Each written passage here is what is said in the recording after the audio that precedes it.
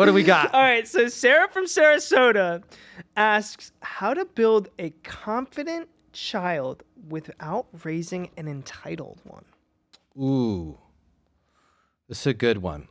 I think one of the first things to building, and it's funny because when we think about entitled child, I guess it's across the spectrum, but I always think about the cliche entitled kid, right? Yeah, the rich kid who got the BMW at 16. I'm really genuinely, I want to hear this because I think this one hits home for me.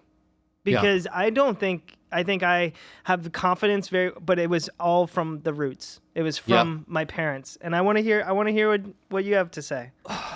What's worked for me and the kind of stuff that I lay in bed at night thinking about, I think one of the best ways to not foster entitlement and to foster confidence, one of the easiest things that parents can do, and most parents don't do it, bring your damn kid into the conversation, right? Like, let them know what you're going through. Let them know what's going on at your work. And then ask them, even if they're 6 years old, hey, what would you do? What would you do in this situation? What you're going to find is they'll start to be more confident because you're treating them almost like a peer. I realize you're still the parent and you're still in control, but you're valuing their opinion. You're making them have to think critically, right? When you want somebody to be confident, the best thing to do is get them to think critically. Ask them how they would solve this problem. I'm not saying you have to go with their answer, but just ask them. And then what you're going to find is they're going to see all the hard work that goes into buying a car or taking this vacation because they've been in some way a part of all of the stuff that's going on in the background.